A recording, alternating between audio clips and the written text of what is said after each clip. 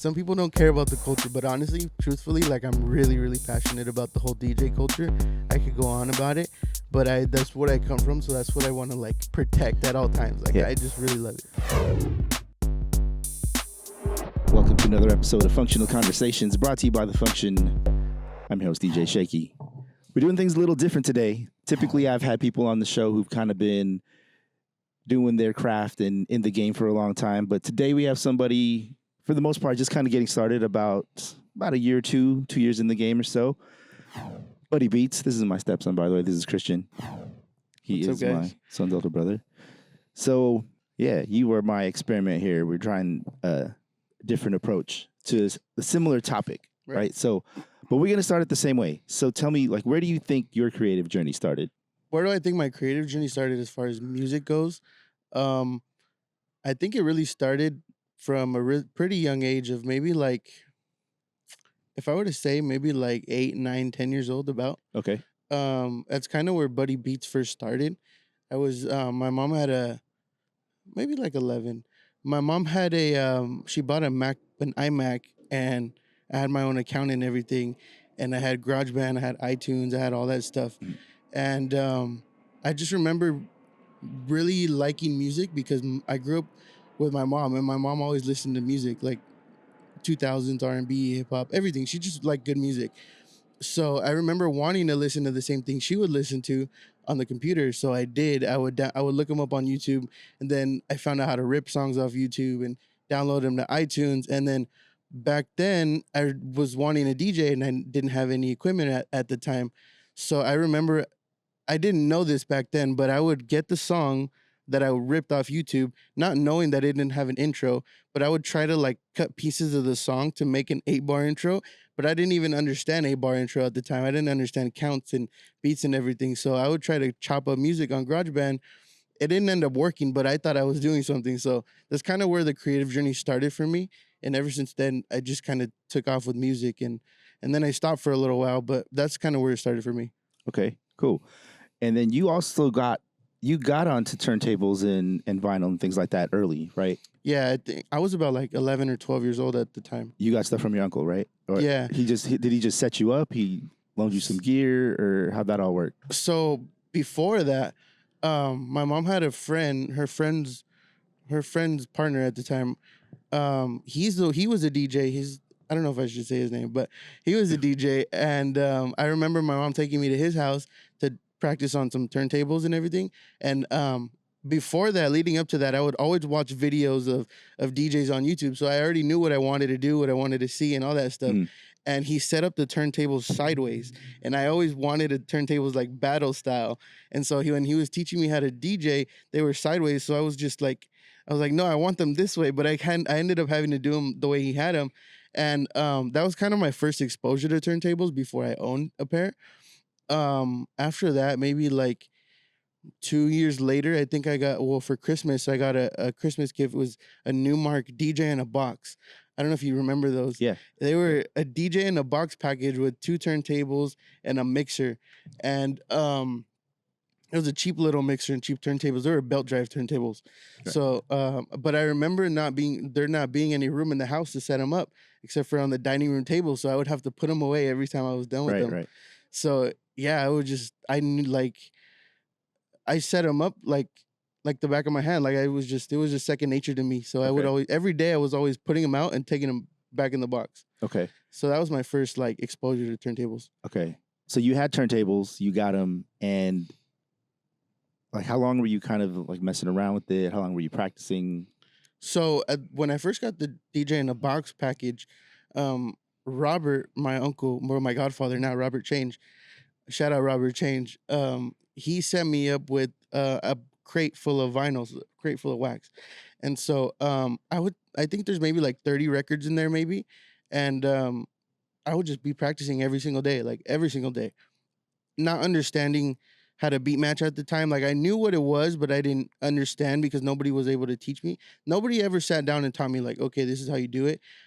I was always just told how to do it, and like you've kind of figured it out with someone behind me. But so I remember I was like, okay, I'm gonna look up the BPM of each record I have, and then put on a little piece of tape look it up online on Safari, put on a little piece of tape like 120 or 80 or whatever BPM it was, and then I would slap them on and try to mix them, and that's kind of how I learned how to mix vinyl. But then after that, it just kind of But you looked up online what the tempo was, Yeah, as opposed to just counting out the tempo. Yeah, I would Okay. look up online like what the tempo of the song, because I didn't understand, like just count it, and that's probably a lot of counting too for a minute. But yeah, I would look up the tempos and then I would slap a little tape on them and Sharpie 92 or 90 BPM or whatever it was. Okay. Yeah, so that was my first exposure, and that's kind of where I learned on my own. And how old are you at this time still? I was probably like 12 years old, 13 years old, maybe even 13, but 12. Okay. Yeah. And then how long did the whole DJing last for you? Well, at the time, like the resources were kind of limited. Like my parents knew I wanted a DJ, but they didn't like know where to put me and know like what I could do and stuff like that. So I think, I never got any gigs. Like I never had anything where I needed a DJ out in public. I always wanted the Serato Scratch Live box and a laptop, but that was also the problem. I couldn't afford a laptop, and buying equipment, upgrading my equipment to be able to DJ in public was expensive and pricey. So my parents weren't able to do that at the time. And so that's kind of where it ended. But then I picked up sports. So I would always be playing sports. So after DJing kind of got expensive and the resources were limited for me, I just went into sports for years and then kind of left it dry. Okay. Yeah, I would think I left it dry for like 13, and then I picked it up back again when I was 19 or 20. Okay. A couple years, yeah. Right. And then, so where's all your gear? My gear's in storage right now, actually. Yeah. Okay. I have I still have the DJ in the box in storage unit. Yeah. All right. You put it away. What made you kind of come back to it? The funny story actually is, and so between those couple years of like 7 years, I never really thought about DJing. I always liked it, but I never really wanted to pick it up again. It was actually your birthday party where you had everybody here and everybody was DJing. Right. And I hopped on the turntables again for the first time in years, like at least 6 or 7 years since I stopped DJing. And then I was just scratching, I was messing around. And there's actually a video that you took a selfie of both of us, and I'm scratching in the background, and the caption says, brought back Buddy Beats or something like that. Right. And I have it on my highlight. I have it on my highlights on Instagram. But that exact moment was probably like the time where I'm like, dang, I want to do this again. Okay. And then little did I know, it snowballed into where I'm at now. So for other DJs trying to come up right now, you're obviously in a little different situation, right? Like you've been blessed with the library and gear to use. Yeah. For other DJs doing that, like what do you think are challenges that they're kind of going through? The challenges that I think newer DJs are going through right now, there's a few, but I would think the biggest one is not having anybody that's willing to help them and get what they need to succeed in the game. Right. Something as simple as learning what a record pool is. Like I get a lot of questions from people that want to know how to DJ. Where do you get your music? Record pools. That's where that's where I get most of my music. Besides that, I'm gonna drop free game, but it's Bandcamp and SoundCloud and all kinds of stuff. But you really need to dive. Like if you really want to get good music, you really need to dive into SoundCloud and Bandcamp and stuff like that. Oh yeah, for sure. I mean, personally, the record pool is good for your top your 40 commercial, stuff, top 40 music stuff that you would play like at a typical basic bar. Right. You know what I'm saying? But like if you're trying to do anything where you're playing other music, you got to dig a little deeper. Oh yeah, for sure. And with that, obviously those things cost money, right? So what are some expenses you didn't realize you would incur even trying to DJ? Even before you've made money off of it, just trying to do it, what are some expenses that you didn't think you'd incur? You know what? When I first started DJing again, so back when I stopped DJing, Serato Scratch Live was still the newest thing, right? So it was the SL4 box at the time. That's when I stopped. When I picked it up and I was learning all the new gear and stuff like that, the first thing that I got hit with was I didn't know Serato had you had to pay monthly now. So I just remember you having to buy a SL box, and then you had to pay $250 for Serato, right? Or the little CD that you download. I don't think you have to pay for it unless you're using certain pieces of gear. Well, with the package, it came with the little CD, right, where you had to download the driver and stuff like that. But so that's part of the price, right? So when I came back to DJing and I learned that Serato was a monthly subscription like Amazon, I was like, what is this? Well, okay, so right now you don't, even with like Serato DJ Pro, like you don't need to pay the monthly if you're using like the Pro End gear. Yeah, Right. that's true. But if you want Suite, if you want all this stuff for Yeah. or yeah, if you're plugging in a different stuff like the club kit that I pay for and stuff like Yeah. that. Yeah. So yeah. You got to pay for that stuff. Yeah, so that was probably one of the biggest expenses that I was surprised about. Besides that, record pool is like $45 a month. Right, depending on which pool. Yeah, my Serato is like $15 a month. And then what else? And then music adds up on Bandcamp. Oh yeah. Music adds up. I think the other day I just spent like $40 on like a couple songs. Yeah. Or like a couple dozen.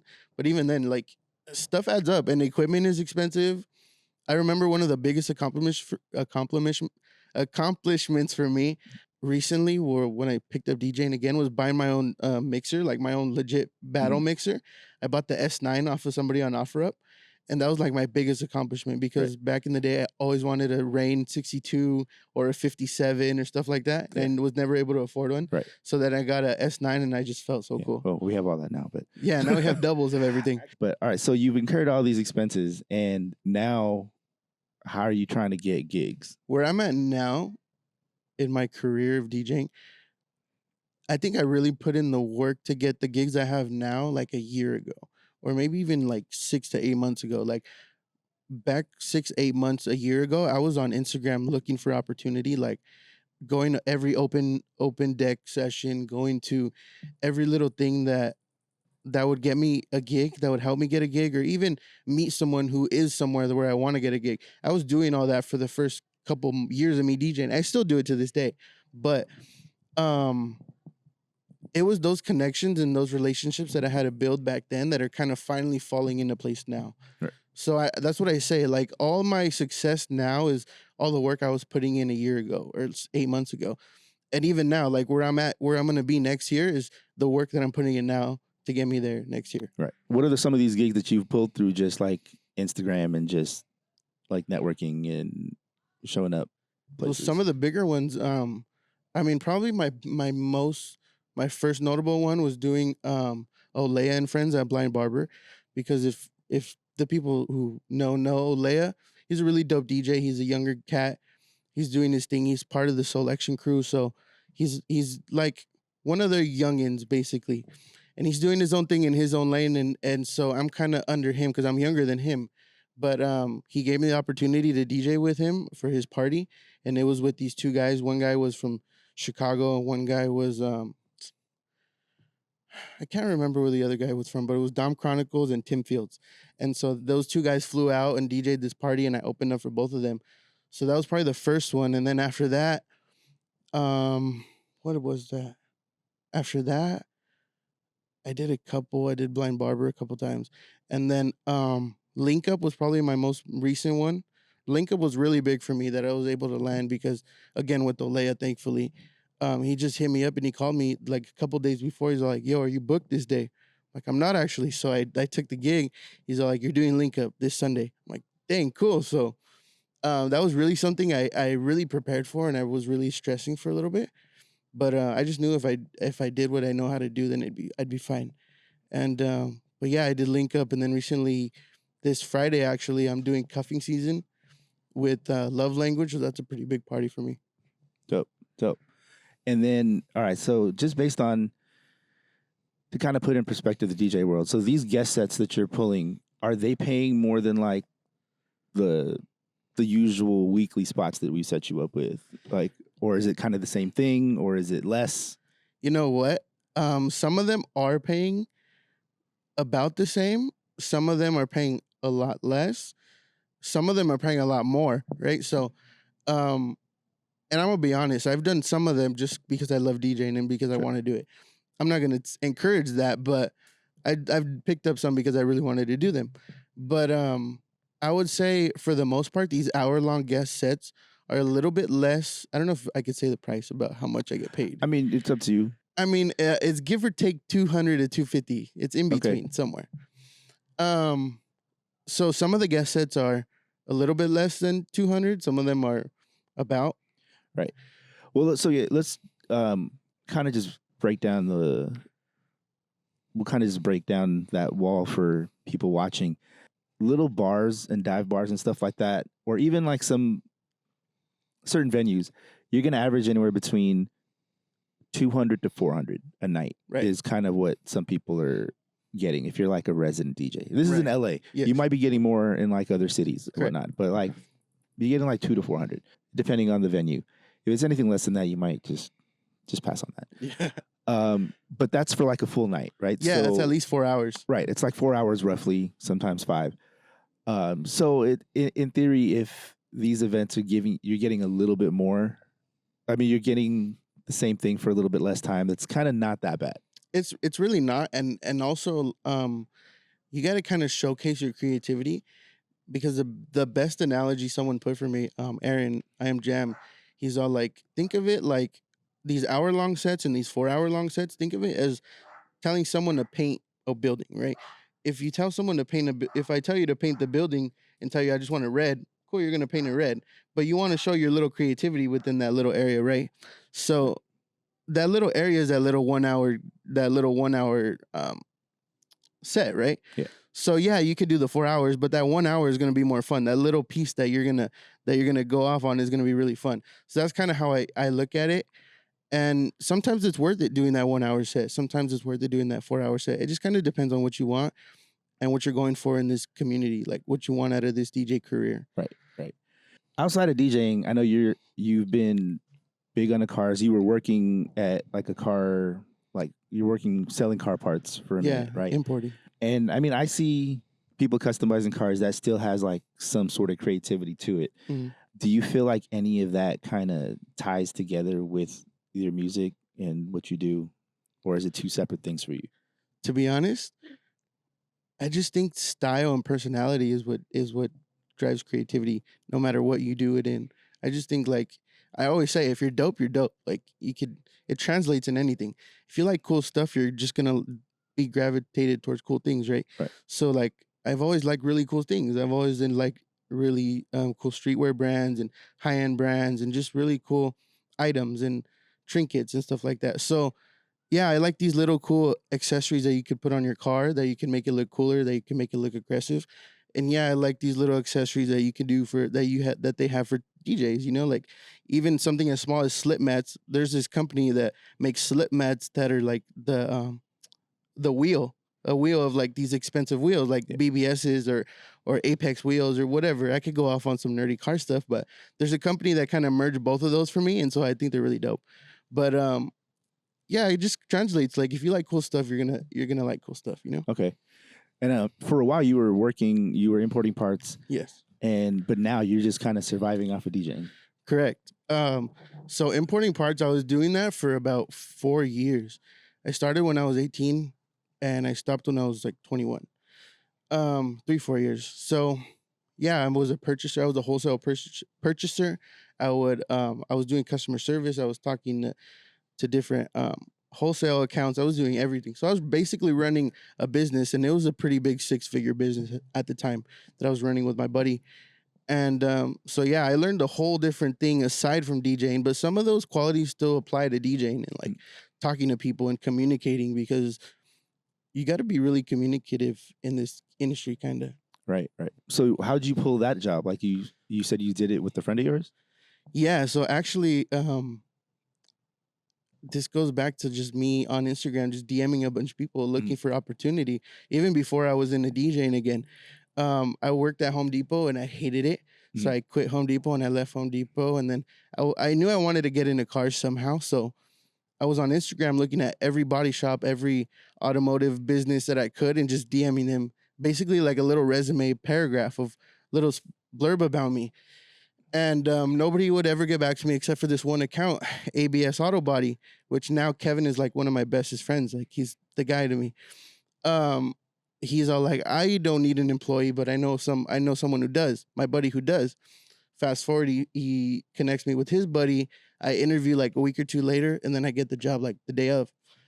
And so, yeah, just Instagram and opportunity and just hunger, you know, like I really wanted to get into it, and I knew, and I was even going to these shops at that time. Like I was even walking in being like, hey, I'm willing to even just sweep or whatever. That's how bad I wanted it. Right.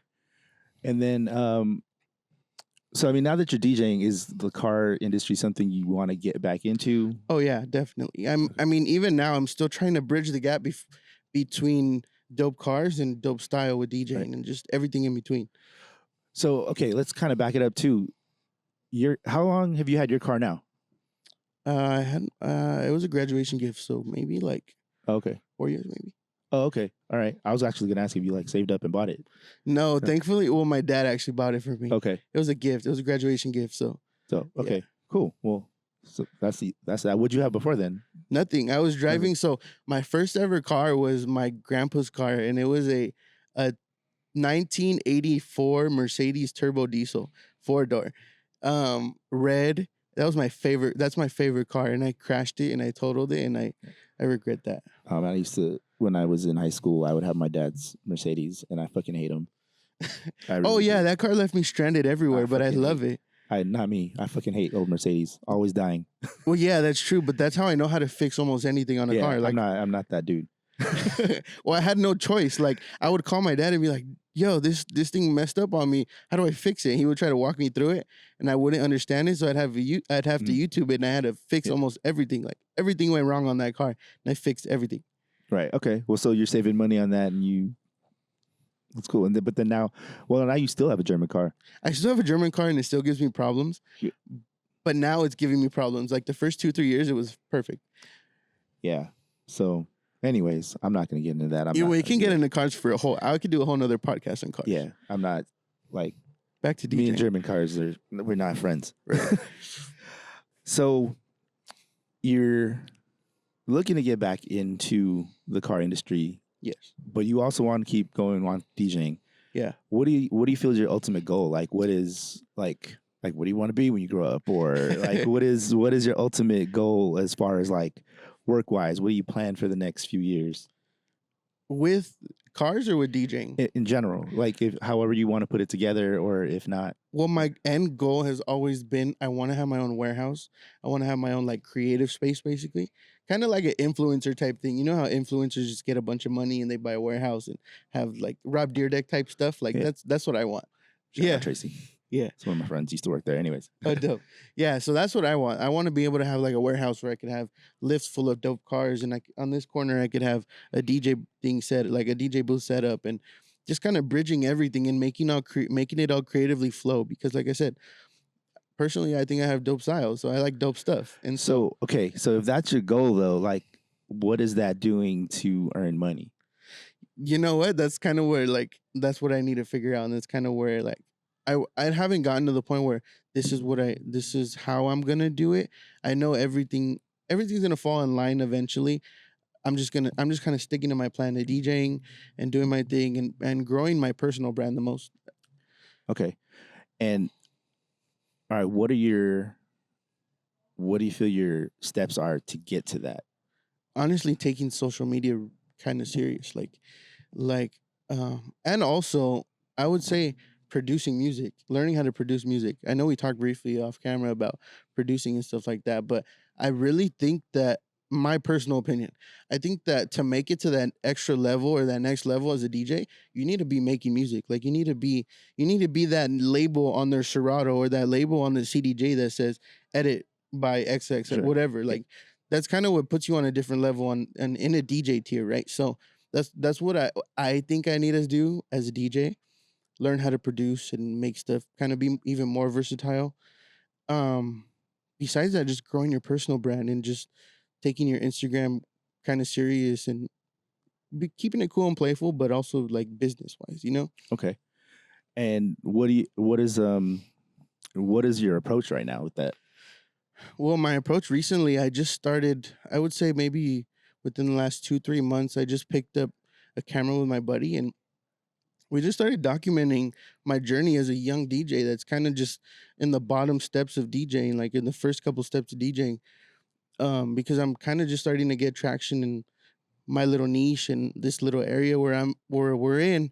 And so just kind of showing the people like the behind the scenes, from going to a gig, from preparing for a gig, just putting out different types of social media content, little mixes, little clips, like behind the scenes type things because people like watching that. Surprisingly, like I watch that stuff for people things that has nothing to do with music or DJing. Right. It's kind of interesting. So Okay, so but shout out to my camera guy Sage. He's dope. And if it wasn't for him, I wouldn't have the content I have. right. So let me ask you this though, because obviously, like I've been working on a lot of social media for years. How do you expect to translate a following in social media to earning revenue and kind of making a living off of that? I think it comes with just the connections you make and like I personally think I just along with those followers, I need to keep getting out here and meeting these people and shaking these hands and talking to these people that can get me in different places in different venues. So yeah, it goes hand in hand. Like I'm putting in the work on the social media side, but I need to put in the work on the meeting people and having a real connection. And then it kind of builds your personal brand. Like they see you and they see you have X amount of followers. It's terrible to say, but people do care about how many followers you have. Like in LA, especially the younger DJ crowd, like they kind of judge you in that way. Like they kind of gauge you in that way. And it sucks because a guy with 700 followers, it could be a really dope DJ. Oh yeah, That happens a lot. It does. There's people with big followings that suck. Yes. And I'll say it. Yes, of course. Besides the point. And we know people. Oh, yeah. But yeah, and it sucks. But you also need, for me, I want to have that. I want to have it backed up. Like I want to be a dope DJ all around, and it comes with building a brand, making music, producing music, and having things that other DJs could apply to their work. Okay, but so still, you're using it to build relationships, and relationships are important for kind of building business and whatnot. But what about actually using social media? Like, have you thought about things like, once you have those numbers, have you thought about things like affiliate marketing or even just monetizing like other channels? Like you can't really monetize on Instagram, but like you can monetize on like YouTube, Facebook. Like have you even like thought of that? That's a thought, but I think you need to hit the little goals in between that. Like you need to hit X amount of followers. Like for TikTok, funny story is I actually grew my TikTok to like 13K followers just off of car stuff. Like right. And this was maybe like 2-3 years ago when TikTok was a different platform and the algorithm was differently. But I was posting content, and I know it's possible on Instagram because I did it on TikTok. I was posting content like 4 times a day, every single day. I'm talking Sundays, talking Monday, at every time. I was posting and I was recording all day. I was recording, like setting time to record and everything. So I know it's possible. And I built it on TikTok, so I know I could do it on Instagram, but it's a different time on the algorithm. Like it's just a whole different thing. And that's a whole different rabbit hole. It is. But if you're, I don't know if you're like following a lot of pages or people that talk about it, but basically, supposedly Instagram is changing their algorithm to be more like the older TikTok algorithm. Really? So they'll share your post more through like a For You like page share thing. on a For You page, and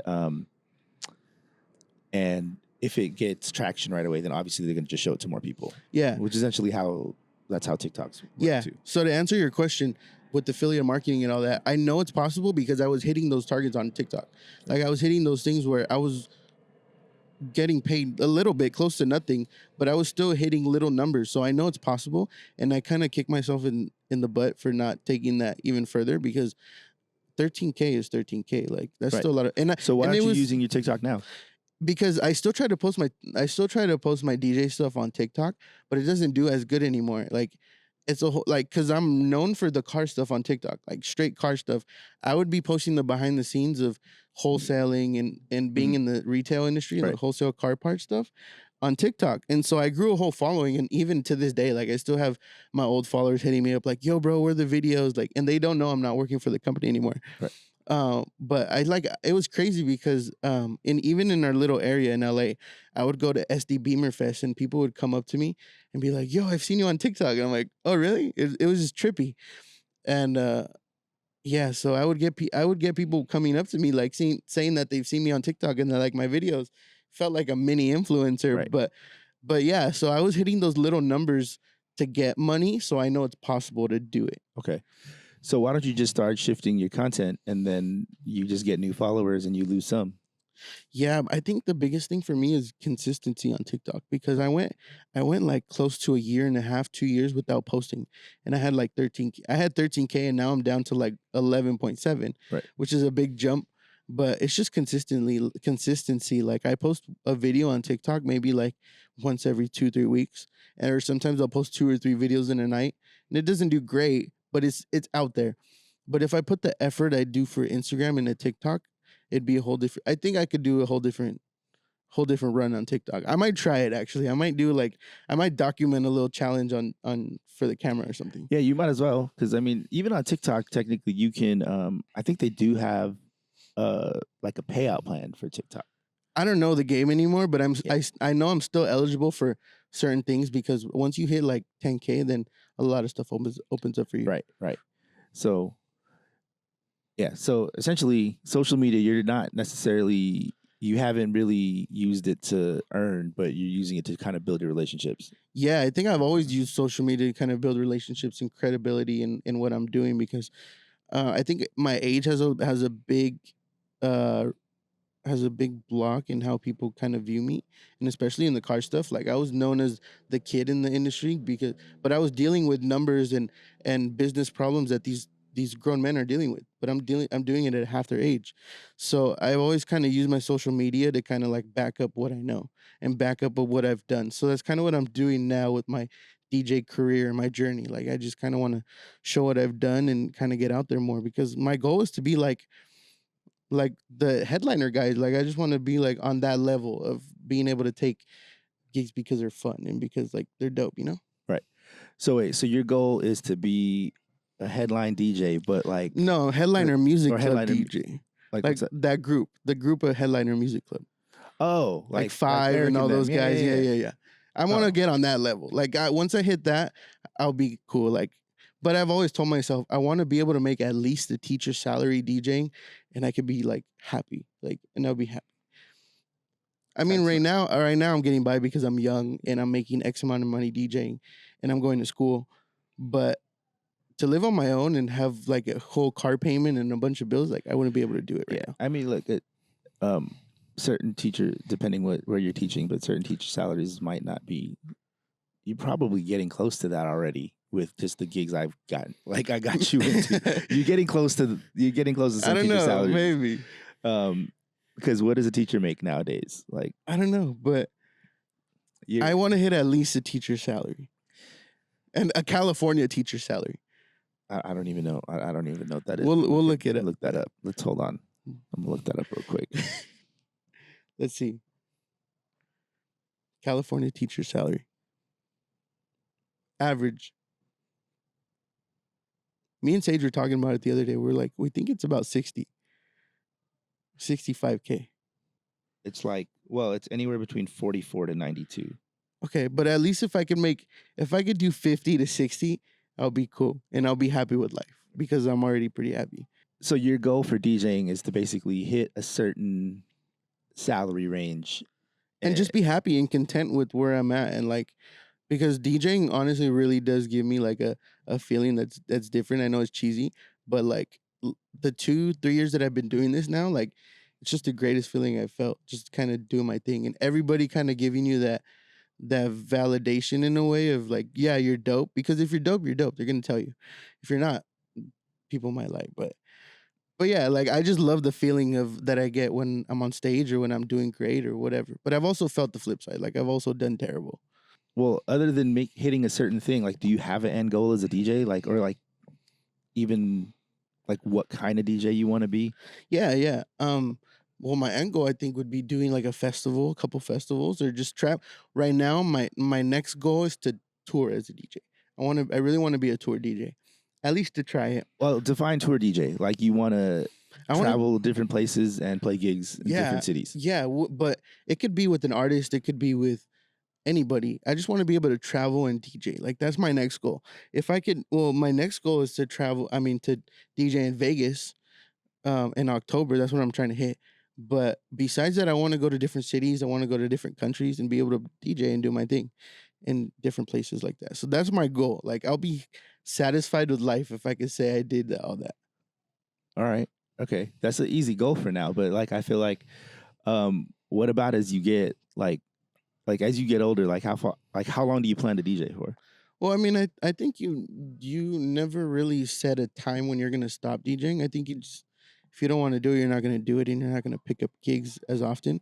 But mm, my end goal is always, ever since I was in high school, I've always really wanted to invest my money and put it in good places to make you more money. I want to buy rental property. I want to be able to. So that, I guess that would be another thing. Just having enough money to buy property and being able to flip it or rent it or whatever that is, whatever that holds for me or whatever. But yeah, I've always been interested in investing and just kind of making your money work for yourself. That's a whole different rabbit hole that I could go into. But I started that in like my senior year of high school when I took economics. Like that was the greatest class for me. I could like that. I could have done that only class and been happy with high school. So economics was great. Shout out to my teacher, Mr. James.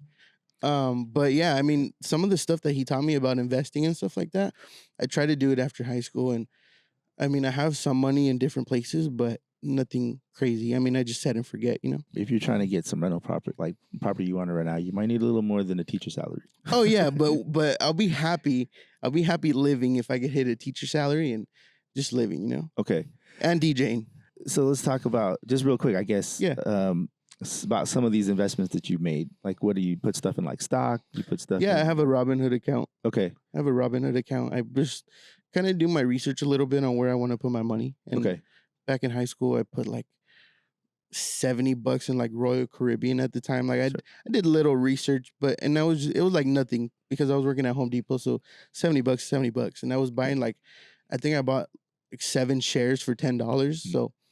So yeah, Royal Caribbean. This was before when COVID happened, so nobody was traveling and the world shut down. So $10 was low, and then I remember and really needing the money at the time, like months later, maybe like a year later, and the share jumped up to like $25, and I pulled out all my shares, and I'm like, and I needed to cash it out. So then I pulled it out, and then I looked later, like a few months, and it was at like $65. I'm like, oh my god, like I just should have set and forget it. Yeah. But that's one of them. That's one of them. Okay. So you're doing Robinhood. And I'm not like an expert on like as far as investments, but I've had people tell me like Robinhood's actually like they have a lot of fees.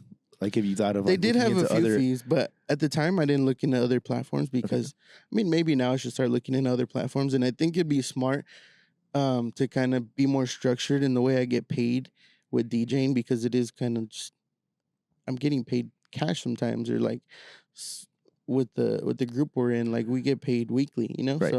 So here's one of the things that I'd seen and read somewhere. Let me see if I got it right, but it's something like a 60-20-20 rule. Yeah, like, I've heard of something like that. Like you put like, I think 60% is like your set expenses, right? So then like set expenses, like whatever your car payment and gas and things like that, right? And then your other 60 is, or your other 20% goes into like your savings and investments for the future. Right. And then your last 20% is what you're spending. Like if you go out to eat or, you know, buy some sneakers or whatever. Yeah. So I think since I started DJing, I haven't really taken that serious. I mean, look, I haven't either, right? You know, you kind of, you make your money and you put it where it's got to go. Yeah. Without like fully thinking about it or being strict. Definitely. And I mean, I'm older and this is not stuff. And it's kind of like why I've started this. And I've been talking to people about how people have made it. And then talking to you now, I just kind of want to see where you're at in like your stage, right? And also, since we're here, like what is something that you would like to ask people or want to know? What is something that you're trying to figure out? I don't know if I could ask like what I'm trying to figure out. I'm really trying to navigate this whole gaming industry of DJing and networking and knowing people to get you places, because I'd say I learned a lot about this whole industry within this last year, because I've really been in it and involved. I know what I need to do to get to where I want to be. It's just going to take time to get there. I don't think I have a question to be like, what's the route? Sorry, but I know that Well, I'm doing, I'm already on a great track to get to where I want to be. Well, 100%. There's not one route, which is kind of what, again, is what this show is about. It's kind of talking to people about their different routes and what they took, right? Yeah. I guess a question I could. I'm sorry. I guess a question I could ask is like, you know what? I can't even give you a question because I don't know. Like, I can't think off the top of my head something I would ask somebody like you or anybody like really knowledgeable in this game right now. But I'm sure it'd come to me. So you can't think of any questions off the top of your head, but like I know you hit me up all the time, right? Mm-hmm. So and you mentioned it a little bit in the beginning, but how valuable do you think it is to have somebody who's kind of been in it that you could always just reach out to? Oh, it's huge. It's everything. It's everything. I mean, besides you, I have not a bunch of people, but I have a few people that I can hit up almost any time and be like, "Yo, what's your opinion, or what do you think, or how do I troubleshoot this?" It's everything. Like you need that, and I think that's what these younger DJs need is real guidance, not guidance from people that they think are cool, but people that really know the game, people that really understand the game, and just have real stuff to drop on you. Like real game is valuable, right? And not getting false information or what would you say it? I would say, I don't know. I would say like information from people that aren't credible. Okay. Well, okay. So let's define that a little bit. What makes someone knowledgeable or credible or really knowing the game? Personally, this is my opinion. Personally, I think if you're a DJ that came from turntables and you just really love the craft of DJing and you've really been in it, that's the people I think you should be talking to as a new DJ. Like, personally, me, that's what I think. Like, someone who really understands the culture and the love for DJing and everything in between. Like, I think those are the people that the new DJs need to talk to. Okay. That's fair. I mean, that's a fair start. I mean, for just to kind of add to that, though, I mean, I feel like there's a lot of dudes who came from that and still took different routes. You know what I mean? Some people came from that and went one way. Some people went a different way. So, I mean, I wouldn't say that everybody is super credible because there's some dudes that are like still just trying to play vinyl. Like, that's dope, but that's not feasible if you're trying to like really earn money and make a living off. No, yeah, definitely. But I'm talking about like guidance and advice and like questions, troubleshooting questions, or anything DJ related. Like I think the guys that really come from the culture are the guys that you should reach out to and be having these conversations with as a new DJ. That's just my personal opinion. Yeah, and it's fair. I mean, especially in DJing, it's a different thing now where myself in my 40s and there's dudes who are even older than me that are still doing it, and then I don't think a lot of us expected to do it past our 30s, you know what I mean? But we're still here doing it. Right. And a lot of us are still staying busy, right? Like and I don't even keep that busy because I have other things, but I still essentially work once a week, sometimes twice. Yeah. And that's me not being busy. Yeah. And when I was busy, it was more. I mean, I think it is something to say that definitely reach out to people or, kind of pick people's brains. Just do your research. Do your real research on who you want to talk to and who you want to get advice from. That's just my opinion because I think that I know guys that are giving out information about DJing that don't love the culture, that don't come from a real DJ background. And it's two different things. Like some people want to play cool music and good music. Some people want to be a dope DJ. And there's in between for both. Some people just look cool and think they can make money off of it. Exactly. And some people don't care about the culture. But honestly, truthfully, like I'm really, really passionate about the whole DJ culture. I could go on about it, but that's what I come from. So that's what I want to like protect at all times. Like I just really love it. So let me ask you this. So as far as going back to your investments and then you have like a financial goal as far as DJing, what do you think that sets you up for like retirement, like 20, 30, 40 years from now? I hope so. I hope I can make some good financial decisions with my money as I grow as a DJ. I think that also comes with getting a good person to handle your money, getting a good CPA and really understanding where your money's going and how to properly use yourself as a tool to save money and make more money and with taxes and all that stuff, and how to properly use your name and your business entity as something that could save you money and all this stuff. So yeah, I hope I could stay really diligent with my money in the future and my goal as a DJ. Right. Well, But we got people for that now. So thank God. Yeah, we have people for that now. And that's dope. I think a lot of younger guys need that, because there's DJs that are coming up even bigger than me that really don't have an understanding about how this stuff works, because I'm having these conversations with them about investments and talking and just money in the future, and as a DJ we don't really have a route. You just kind of got to figure it out, and nobody's really been promoting as a creative, this is how you can make money and this is how you sustain yourself. So there's tons of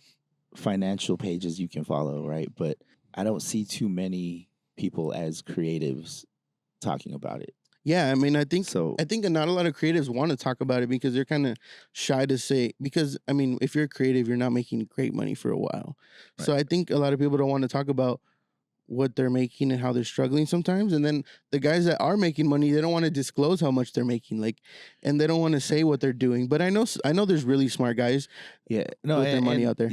Look, I had a conversation with some friends last night, and certain DJs who got sick, big name dudes, but didn't have any sort of health insurance, life insurance, or anything like that.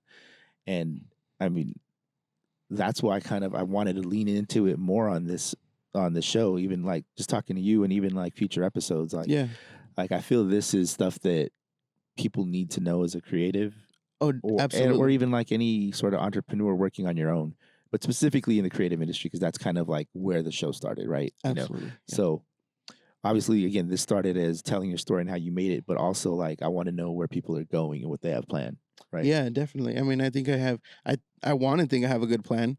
I want to think I have a good head on my shoulders as far as what I want to do and what I want to get out of this, and just the knowledge I already have about how money kind of works and how business works. Because I like I said, I was running a business for 3 or 4 years. I was really in it. I was handling tax situations. I was handling invoices with a lot of money. I was handling a lot of stuff and dealing with a lot of money, so I kind of understand what it takes. So that's kind of why I'm taking a smarter approach to this whole creative stuff. Right. A strategic approach, I mean, because I want it to sustain me, I want to be able to live the rest of my life doing what I love to do. Yeah. So Katie, who had a couple episodes back, she kind of handles life insurance and sales, and the investment plan she has, I mean, she sets her she's a little older than you, but the way they have their investment plan, they're set to be chilling by their mid to late 40s. Someone needs to hop on social media and be like, "Yo, I'm a tax person or something for these creatives because I could help you." That would blow up. Oh yeah, for sure. There's probably somebody doing it. I just don't know. But shout out to them. I mean, because if you think about it, it's an evolving kind of cycle. There's always a new batch of creatives, no matter how old or young. And there's always another generation of people that need to figure it out. Right. As far as yourself, whether it's cliche or original, what are some words of advice you give to anybody listening that is trying to just make it? I would say, honestly, just put in the work, because putting in the work is going to set you apart no matter what. Really putting in the work and what I learned is doing it when nobody's watching. And I learned this from playing sports in my life. Doing something when nobody's watching is so much more, it's going to advance you so much more than doing it when you're doing it as a group or when you're kind of forced to do it. So really putting in the work, really loving what you do, because personally, I really love this stuff. I'll do this for free. I would do all this for free and still have another job and all this other stuff. But really loving what you do and really staying true to what you are, because it's really easy to find it blurry in this whole industry of music. And especially in LA, there's so many different styles and personalities. You kind of want to fall into what's cool, but really kind of keeping yourself and keeping what you are as a whole and putting in the work and just everything. Nothing beats just cold, hard work, at all. So I kind of keep that mentality of sports into this whole music industry, and that's what sets me apart from different DJs. I really love this, so I'm really gonna put in the work. I'm really gonna do whatever it takes. Like, and I was. So I think it kind of just shows, you know. Right. I mean, look, I feel you kind of have to love it to kind of be in it. And then from there, you just practice and evolve and build your skill and but set yourself apart. Yeah, there's a lot of DJs though that don't love it. That's kind of what I get very passionate talking about it, but I truthfully really love this. Look, which I don't understand, right? If you're gonna do something you don't love, then do something that is easier. They just but I think they just like the attention. They just like what the status it could bring you. I don't even think about that. I just think about, can I mix this cleanly? Like, do my cuts sound dope? Like, dude, that's what I think about. I loved when DJs were in the booth and nobody could see you. Oh, that's when it was dope to me. I think the whole AM era is just so dope, where everybody's focused on AM, and he's just a really dope DJ, and that's what I love. That's what I grew up on. That's fun too. But and look, as a DJ myself, I think we were talking about this earlier today. There was a point in time where people just started watching you, and I was like, yeah, just dance, dude. Like, you don't need to watch me, but yeah. But hey, whatever. Teach their own. I like the booth, dark booths where nobody can see me. I like being on stage and getting and feeding energy off the crowd. Oh, I mean, I still get the energy from the crowd, but you just don't want them to see you. Yeah, you could care less if they see you. I could care less if they see me or not. I want to interact with the crowd. I love the crowd. They're dope. Nah, it's just about the music. You know what I'm saying? Like, do it well, play it well. Anyway, that's true. Regardless, all right. Let people know, since you're building your socials and rebuilding it essentially on a different platform. Let people know where to find you. Well, I'm Buddy Beats, and I'm Buddy Beats on everything, on Instagram. TikTok is Buddy Beats as well. I just changed it. Instagram, TikTok, I mean, that's pretty much where I'm mostly at. You could follow me on there. You could just stay in the loop. You got to spell it out because it's not spelled. Oh, yeah, that's right. Properly. It's not Buddy Beats properly. It's BXDDY Beats, BEATS. And yeah, just one whole word, just one thing, Buddy Beats. Yeah. All right. Well, Buddy Beats. Well, thank you guys. On Instagram. You'll see more of him on here. We may do different episodes with different people, but yeah, and I mean, I'm part of the function, so I'm always around. Yeah, and this is my stepson. So yeah, so we're always around. Catch the next episode. Peace out. And thank you for tuning in. Catch you next time. Peace.